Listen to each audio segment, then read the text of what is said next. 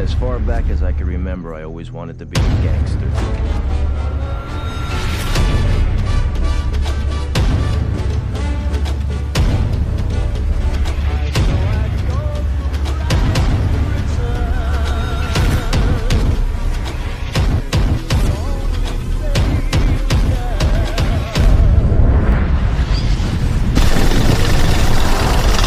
Good fellas, wise guys.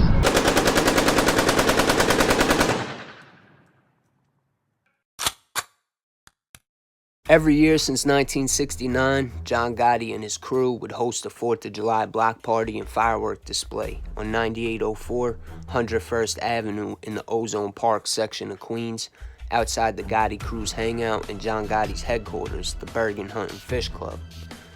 The Bergin Hunt Fish Club was the headquarters for the largest crew in Queens at the time, if not all of the 5 boroughs in New York City, and full of some of the most powerful men in Cosa Nostra.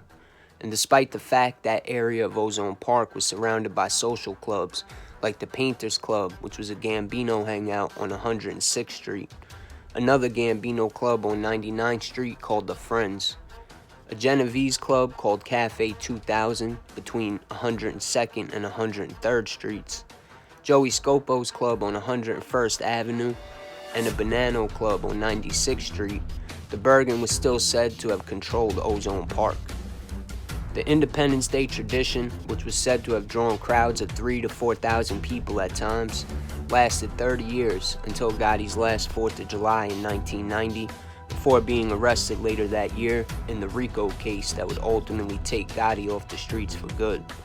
And that year, it just so happened the police had issued a strict firework ban, and according to Shadow of My Father, an NYPD 106th Precinct captain showed up before dark, demanding to speak to whoever was in charge of the show.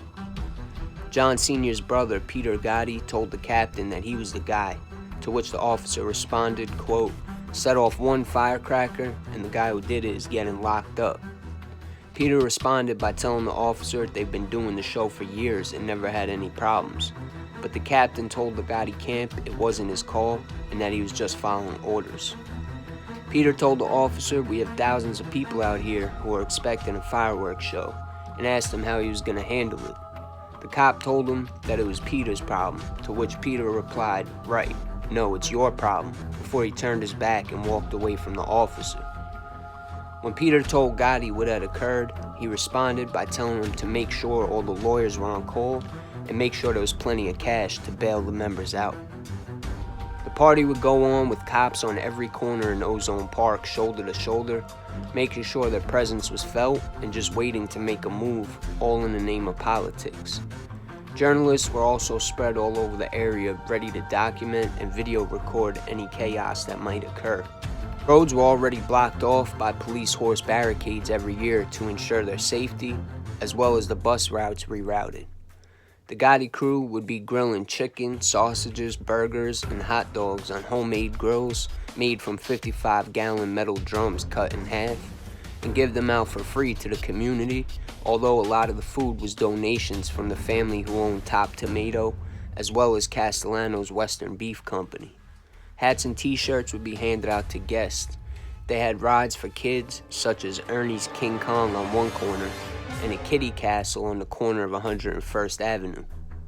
Some news reporters estimated 10,000 people were in attendance that year, and they did have permits to close off the streets, although in the 30 years prior, police turned a blind eye to the fireworks show despite it being illegal. In New York this year, the politicians were trying to secure their image. The Gotti crew had Trevor Dunwell in charge of the pyrotechnics, being that he was a decorated Vietnam vet and knew about explosives and tension. It was finally dark out, and you could now feel the tension in the air from the standoff between the police and all the attendees of Gotti's party. The people in the crowd started to chant, "Cops, go home." The police responded to the crowd using a bullhorn and saying there wasn't going to be any fireworks. The crowd was getting angry, and there was high potential for a riot to break out until John Gotti, who had slipped into the Bergin Hunt Fish Club to his office around noon, finally appeared, popping out of the Bergin's front door, and the crowd went wild chanting his name. The police captain approached Gotti and told him, quote, "Listen, John, I don't care how angry this crowd gets, there isn't gonna be any fireworks." Gotti responded by turning to his brother Peter and signaling him to start the show. Gotti Jr. was the guy in charge of coordinating the ignition, using a walkie-talkie to the other guys who had mortars set up on the train trestles and the rooftops of Our Friends Social Club and Ozone Electric Inc., as well as various backyards throughout Ozone Park. Once Gotti gave Peter the signal, Peter turned to the guys and gave them the thumbs up. First, an array of mortars exploded off the Our Friends rooftop, lighting up the sky, and when police started rushing towards Our Friends, they set off the mortars across the way at Ozone Electric, and then they started going off all over the neighborhood. The crowd started going crazy. Gotti then looked at the police captain and said, "How do you want to handle this?" And the cop responded, asking Gotti if he could cut it down to an hour. It's said the cops were completely embarrassed that night after demanding no fireworks be lit, and the Gotti crew completely ignored them.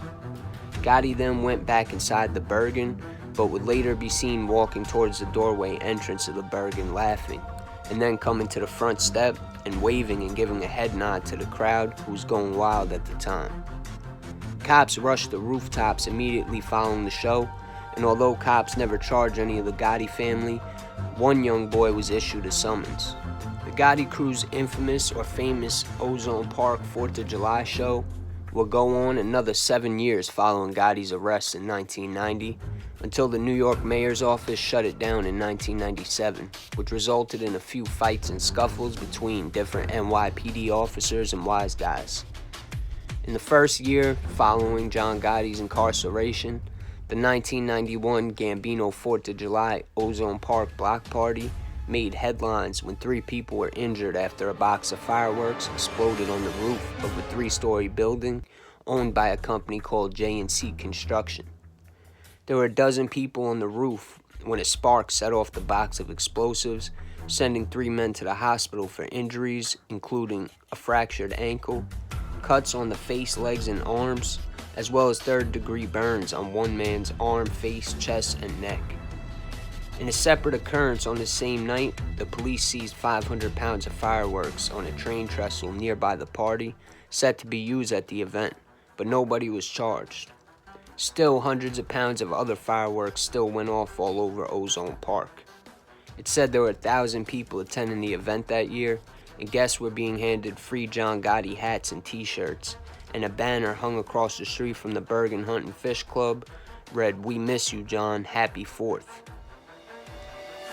According to one online article, the Gotti crew was definitely no strangers to the fireworks game, and went on to say that Gotti's lieutenants were raking in major cash selling stolen and illegal fireworks.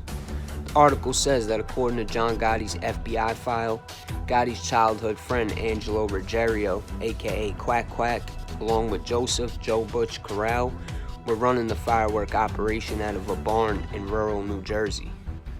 Back in 1981, Gotti's longtime friend and member of the Gambino family, Willie Boy Johnson, who was cooperating with both the FBI and New York City Police Department against his unknowing boss and friend, John Gotti, had gave information regarding the layout of the Our Friends Social Club, which was located around the corner from the Bergin, to help the feds who were inquiring about the layout to help them when it came time to install a bug in telephone taps. Willie Boy, whose confidential informant code name was Yahoo, also told the agents about the candy store adjacent from the Bergin, referred to as the telephone room, and about the $20,000 worth of fireworks and holiday explosives being stored there. On June 30th, 1981, the FBI, along with the Manhattan Police Department, went and drove to Ozone Park to raid the telephone room. The feds didn't care about the fireworks, they left those for the Manhattan South Vice Squad. The FBI was just using the opportunity to find out where they would place their bugs. They ended up placing one in the back of the Bergin, which never got anything, but they also placed 2 in these payphone booths and ended up getting agents about 15 to 20 people indicted on gambling charges. It later came out that Gotti or someone in Gotti's crew, who was close to someone in the DA's office, had informed them about the surveillance on the telephone room and the Bergin Hunt Fish Club. Willie Boy Johnson was ultimately gunned down, being shot over a dozen times outside his apartment in Brooklyn while walking to his car on orders from John Gotti, who gave the hit to Gambino captain Eddie Leno to delegate, who would then pass it on to Bonanno member Thomas Tommy Karate Patera and Vincent Kojak Guillotine. The men fired 19 shots at him, hitting him once in each thigh, at least 6 times in the head and twice in the back.